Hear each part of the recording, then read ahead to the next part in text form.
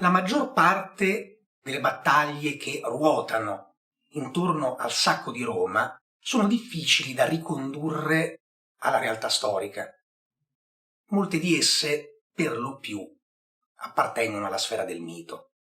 E questo perché il ricordo di una sconfitta così ignominiosa e che oltretutto aveva rischiato di mettere in predicato la sopravvivenza stessa dell'urbe, era stato in qualche modo addomesticato ed ingentilito con l'innesto di tutta una serie di memorie fittizie relative a delle vittorie. Questo per poter ricostruire un passato glorioso anche nella sconfitta. Secondo Tito Livio, i Senoni, dopo la battaglia dell'Allia, si concedono una notte di riposo, per poi entrare a Roma il giorno successivo attraverso a Porta Collina.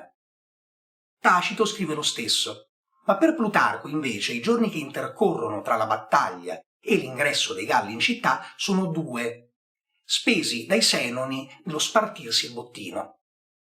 Diodoro Siculo invece dice che i giorni sono addirittura 3. Il primo passato dai Galli a decapitare i cadaveri dei nemici uccisi, così da poterne collezionare le teste, secondo l'uso celtico. E gli altri 2 passati, titubanti, dinanzi alle mura, con la convinzione che i romani avessero potuto in qualche modo architettare una trappola ai loro danni all'interno della città. Sta di fatto che questo margine di tempo venne sfruttato da molti romani per fuggire e trovare riparo nei vicini villaggi. Secondo Plutarco, le vergini vestali raccolsero tutte le sacre reliquie di Roma, tra le quali ovviamente il sacro fuoco di Vesta e il Palladio, quel simulacro di Minerva che si diceva Enea avesse portato con sé fino da Troia. E grazie all'aiuto di un plebeo, Lucio Albinio, erano riuscite a trovare ricovero presso una colonia della Magna Grecia. Anche Tito Livio riporta questo episodio, ma secondo lui le vestali vengono soccorse anche dal Flamine di Quirino e la città dove trovano rifugio non è un centro magno-greco, ma la città etrusca di Cere.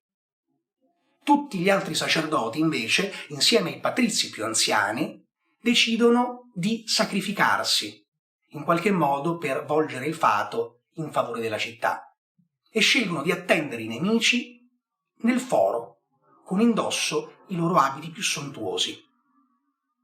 Quelli tra i romani rimasti in città, invece, in giovane età, in grado ancora di portare le armi, cominciano a fortificare la rocca del Campidoglio, a portarvi mogli e figli, derrate alimentari necessarie per sostenere un lungo assedio, nonché tutto l'oro e tutto l'argento conservato in città.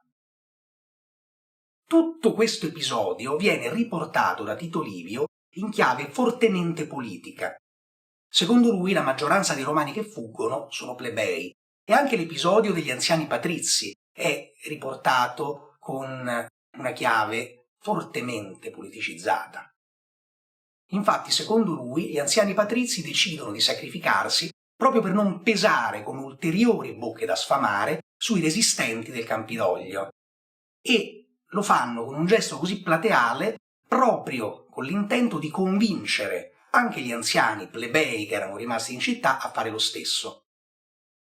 Anche il modo di porsi dinanzi alla morte delle 2 caste in Tito Livio è rappresentato in maniera diametralmente opposta. Mentre i patrizi attendono i Galli seduti nei portici spalancati delle loro case, invece i plebei anziani si barricano nelle loro abitazioni sprangando le porte.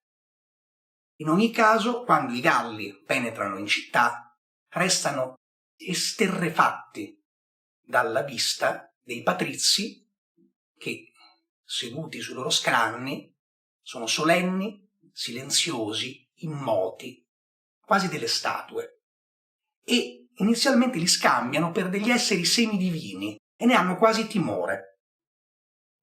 Questo almeno finché un gallo, affascinato, non comincia ad accarezzare il mento e la lunga barba del senatore Papirio, che per tutta risposta sbatacchia in testa al barbaro impudente il suo scettro d'avorio, causando però così la reazione immediata di tutti i guerrieri celtici, che cominciano a massacrare in maniera incontrollata tutte le persone che gli si parano dinanzi.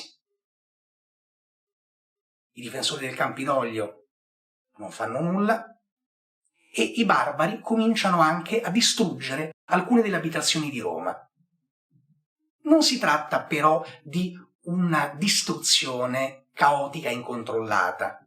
Secondo Tito Livio in realtà è un gesto ragionato. Gli incendi che vengono appiccati non si propagano in maniera selvaggia, ma restano circoscritti a determinati quartieri. Questo perché secondo lui l'intento di Brenno è di smuovere i difensori del Campidoglio alla resa, nella speranza di poter risparmiare alcune delle case. Dopo alcuni giorni, però, quando i Galli si rendono conto che non riescono ad ottenere il risultato sperato, si decidono per lanciare un attacco frontale contro la Rocca del Campidoglio. Si riuniscono nel foro, costituiscono un'enorme testuggine alzando gli scudi sopra il loro capo, lanciano un tonante grido di guerra e marciano alla volta della rocca. I difensori non si fanno prendere dal panico. Per prima cosa fortificano di nuovo tutti i vari ingressi al Campidoglio e attendono. E solo quando i Galli si trovano a metà della salita del colle, solo allora lanciano la controffensiva. Sfruttando la pendenza favorevole del terreno, i Romani caricano, impattano sulla formazione gallica, la scompaginano, la travolgono e i Celti fuggono e si riparano di nuovo nella città bassa. Lì Brenno, dopo aver riorganizzato i suoi uomini, preso dalla rabbia, fa distruggere, allora sì, tutte le abitazioni di Roma, le fa radere tutte al suolo. Però da allora i Galli non provano più ad affrontare frontalmente i difensori della Rocca. Questo almeno secondo Tito Livio e Plutarco. Mentre secondo Diodoro, in realtà, gli assalti dei Galli al Campidoglio proseguono su base giornaliera, ma se non causano particolari perdite nei difensori, fanno pagare un forte dazio agli attaccanti. In ogni caso, i Galli sono entrati nell'ordine di idee che se vogliono conquistare del tutto la città di Roma, dovranno farlo attraverso un lungo assedio.